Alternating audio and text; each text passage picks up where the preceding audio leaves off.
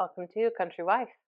I am wanting to do a farm update video for January of 2025. We're already a week into February and it just feels like this year is already picking up speed. So I'm going to be doing a couple of things that don't really have anything to do with the video. I just need to get them done and I thought I'd chat along the way. So I'm going to be talking about garden planning and how I do it, not trying to sell you a planner because I don't use one. We'll share what seeds we actually bought, the meters, the laying hens that we purchased, and a realization that I came to a couple of weeks ago in an area that I am slacking off. And it's kind of a big deal that I not slack off on this. So come along with me and chat about homesteading. When I finally decide that I need to sit down and plan my garden, I start with just a regular notebook and I write down all of the things that we eat on a regular basis or we would eat if we were to grow them because they taste so much better. And my kids refuse to eat some things store bought. So I'm not going to complain about that. They want to grow it and it's so much better for us anyway. So I just write down all of the things that we would use if we grew them and just get it all out of my head. And it just helps me to see it and to know, okay, I need to make sure I start those. Those are actually a perennial, so I don't need to worry about that, but it's something that I want to make sure that I'm working on regularly and harvesting and cultivating it so that I get a lot. One thing would be parsley. We use a lot of parsley, and I really, really want to grow enough of it to use all year long. So I do that, and then I typically just star the plants that I need to buy seeds for. So last year, I realized that the Mortgage Lifter tomatoes that I had grown for a couple of years actually crossed with some cherry tomatoes that I was growing, and which it can happen, but it's not, they are self pollinating, so it's not, doesn't happen all the time. Anyway, so I had a unique hybrid um, tomato that was, I don't know, about that big and very meaty, like a Mortgage Lifter, very few seeds, but it just, anyway, I wanted to start fresh. So I was looking at big tomatoes, cherry tomatoes, and then I had bought seeds last year for bell peppers and jalapenos, but the packet of jalapenos gave me more than just jalapenos. They gave me a couple of mystery peppers that I don't know what they were. And the same with the bell peppers. I got some things that were not shaped like bell peppers. So I needed to start fresh with those and buy from a more reputable company. So last year we tried doing two different types of corn, one sweet and one that we could grind up as cornmeal. No, the sweet corn could be ground into cornmeal. The other variety was for popcorn. And while the sweet corn did okay, it was really just stressful having two different varieties, having to make sure that they were separated. The one was done pollinating before the other started. And so I had seen one last year that does all three. You can eat it on the cob for sweet corn, you can dry it, grind it, and make cornmeal. You can pop it as well. So I thought, let's give it a try. If it works and we like it, it'd be so much simpler and less stressful for me in the garden every summer. So that's what we did. So some of the things that I'm planting are going to be done in the spring and in the fall. So I did not organize my list by that. I'm just going off of, okay, I'm going to plant that in the spring and again in the fall for when it cools off again. I am in zone 8B for those who are curious, and I live in the Pacific Northwest. So a company that my family used when I was growing up, has been around for a really long time, is Territorial Seed Company.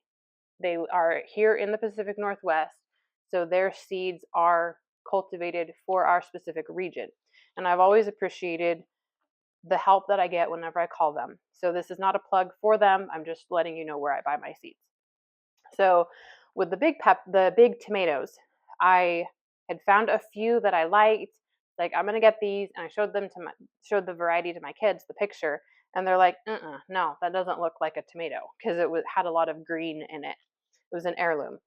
And so I was like, okay. So I pulled up on my computer, opened like 3 or 4 different tabs, and found in the magazine the tomatoes that I was okay with. They were big, um, indeterminate, and had some disease resistance. So I opened a tab for each of the different varieties, and I showed them to my kids, and then I had one step away. I said, okay, Miss, which one do you like? And I clicked through all of them, and she said which one she liked. And then I switched, because a lot of times they'll be like, oh, you like that one. I'm going to say the opposite, no matter what it is, even if they actually agree. So they ended up agreeing this time when they didn't know what the other had said. So we decided, we purchased this Italian heirloom.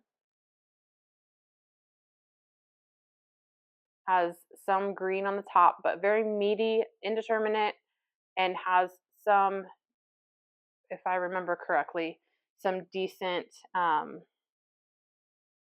disease resistance. So those are the things that I'm looking for with tomatoes. And then my husband saw the picture of the yellow pear cherry tomatoes and remembered them growing up. So he doesn't very often say, ooh, I remember that, or I like that a lot. So that was a no-brainer. I'm buying a pack of the yellow pear cherry tomatoes. And then we also bought the cherry buzz, very small, but my kids love picking the cherry tomatoes and eating them right in the garden. So I figured small ones wouldn't be too big a deal for them to work on. So we use the Italian, or the big tomatoes, mostly for salsa, fresh salsa. But we don't use a lot of canned tomatoes. So I make salsa. We made some ketchup that the kids actually liked the recipe of this year, so we'll be saving some for that. I don't want to have a whole bunch of different varieties of tomatoes. So while an heirloom tomato is not ideal for making sauces or different things like that, it's what we have the ability and space to grow, and I'm okay, because I literally skin them and put them in the freezer until the season slows down enough for me to um, make the ketchup or whatever. We made ketchup literally in January. So anyway, that's that. The peppers that we bought jalapenos for salsa. We're not super spicy, but I like a little bit of kick to the salsa. So we're plant a couple of those. The California Wonders, and then the Milena. I did not realize that was an F1. So may or may not save seeds from that. We'll see. But with the tomatoes and the peppers, they're self-pollinating. So, but because of what happened last year or 2 years ago with getting a cross on the tomatoes, I'm going to be purchasing some mesh bags so that it's less likely for the wind to carry the pollen, or bees or whatever to carry the pollen from one tomato to the other, or peppers that way as well. So we'll be able to mark that stem, and those are the ones that I'm saving for seeds. So then the corn that we got was super fun. It's so pretty. It's called Glass Gem. It's 110 to 120 days. Jewel tone kernels range from pale white, gold, pinks, reds, purples, greens, blues, and oranges. So it looks like Indian corn. And it just looks so much fun. And 3-in-1. How can you go wrong? Hopefully it tastes good. So we'll keep you updated on that. So those are the seeds that we bought. But the thing that happened right after I made this list, like, oh my goodness, this is so much food that I need to grow in the garden this year. This is crazy. I really wish that there were 2 of me, because of all of the things that I do on the homestead. And I shared that with my husband, and he's like, "Oh, your mini me's aren't picking up the slack?" I'm like, no, they're not. They're 7 and 5. They can't really do all that much, though they do help and they love helping. And so that got me thinking though. It's like just a reconviction of, am I training them? Am I teaching them along the way? Am I slowing down enough to invite them into the process? This right now, January, February, is the slowest part of our year. Yes, we're homeschooling. Yes, we're doing all these other things, but now is the time to really pour into them and teach them how to cook and how to do the dishes and all these other things that they could do part of, to take a little bit more off my plate so that I can do the things that they can't do yet or can't do safely. So that was my challenge to myself for this winter and early spring season, to really involve them in everyday life, every day, the things that I need to do every day, so that maybe we'll be able to pass off that, or at least work together in the summer when we're really busy outside. So that was encouraging. I don't know if that will be encouraging to you, but another thing that I do after I write down all of the things that I want to plant, on the opposite page, I write down the last frost date. For us, it's April 19th. And then I count back on the calendar and I write down 8 to 12 weeks is January 25th through to February 22nd. And these are the things that I need to plant 8 to 12 weeks before I can transplant out. And I do 6 to 8 weeks, 3 to 4 weeks, and then the things that I'm going to be direct seeding. And the direct seeding will be in these times. Peas can technically be planted in February if the weather is appropriate. There's snow on the ground right now, so it's not really appropriate. So that's how I do it. That just helps me with this big, huge, long list to know, okay, I only need to worry about onions, jalapenos, and bell peppers right now. I don't need to worry about all the other things. I need to get those started. And then in a few weeks, I can start a few more things, pot up as needed. So that's how I garden plan. I don't know if that'd be helpful, but maybe that'll give you an idea or two. So something else that I got done in January, thankfully this year, was ordering our meat chickens. We waited too long last year and had to order from a different hatchery that we've never used before.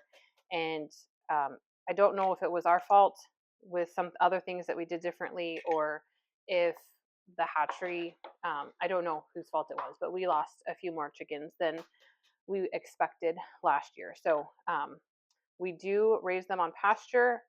We put them out 2 or 3 weeks after we get them, and they have most of their feathers. So I'm sure if you have been in the homesteading space very long, you've heard the name Joel Salatin, and it was based on his process for raising chickens that we started doing this. I want to do a whole video talking more about what we do differently, and explain a little bit more about the numbers, how much feed they eat, how much it costs, and the time and everything involved in processing. Because while it is something that we are choosing to do again and again, I don't feel like I had all of the information when we did it the first time. That's a whole nother video. I don't need to go into that right now. But got them ordered from Murray, and then there is a gentleman at church that has shared with me in the past that he raised pheasants for himself, and I'm not sure if he did it as a business, but he would have bantam chickens hatch out his pheasant eggs. So he would steal them from the pheasants, put them under the bantams when they went broody, and they would hatch them out and raise them for him, so that he didn't have to buy them every year, and he didn't have to put them under lights and do that whole process. And they were already integrated into the flock because they were hatched in the flock. So that got me thinking last year, because we had tried letting some of our regular hens go broody. They did great. They hatched them out, but they were terrible mothers, and we only were able to save 2 of the 6 that they hatched. So thought, let's try this and see if it works, if we can actually get babies easier more easily integrated into our coop if we don't have to worry about taking care of them when they're just little guys. So with that, I wanted them to all come at the same time. All the chickens, the meat chickens, the hens, the bantams, all at the same time. And it wasn't going to work out. I didn't see bantams available through Murray, so I wasn't able to do them. But we did buy hens last year from the same hatchery that we bought the meters from, and they did great.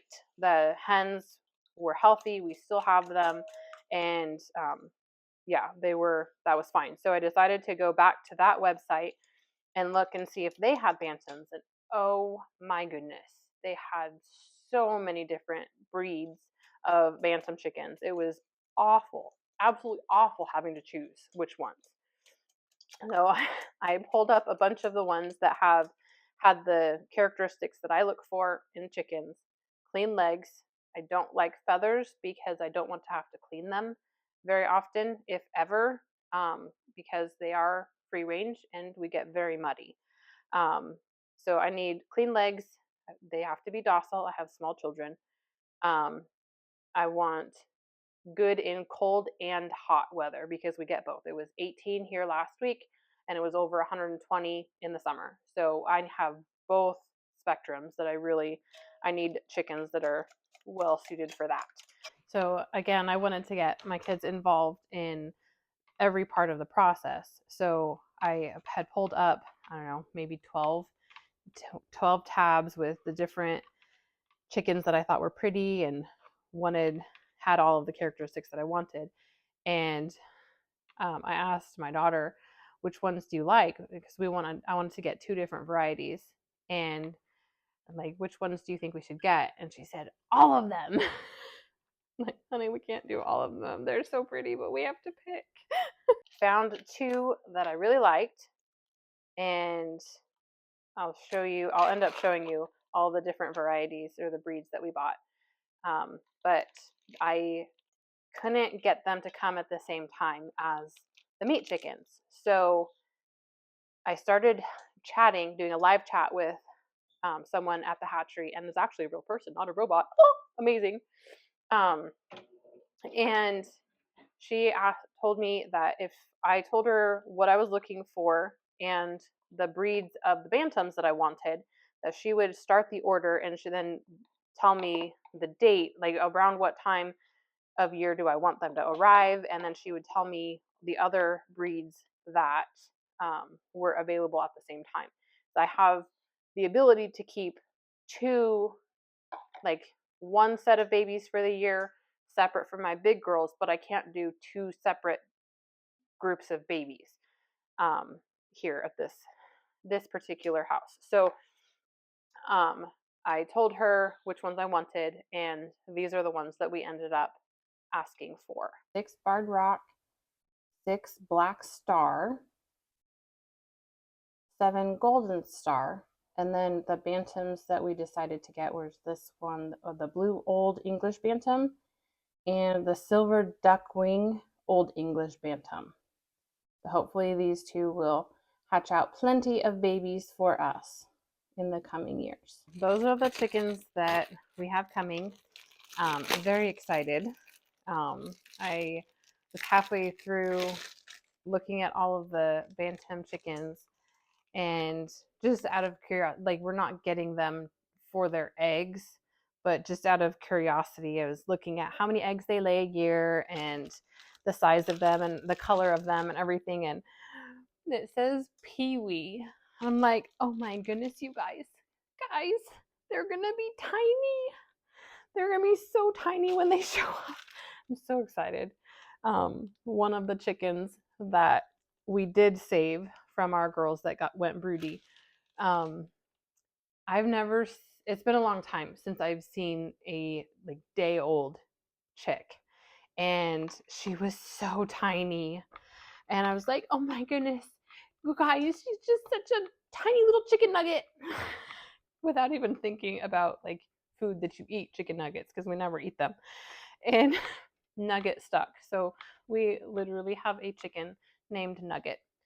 Anyway, um, so those are the things that happened in January for us on the farm. Other than, well, I guess the snow happened in February. So planting the garden, ordering seeds, ordering meat chickens, and our layers. Um, I will.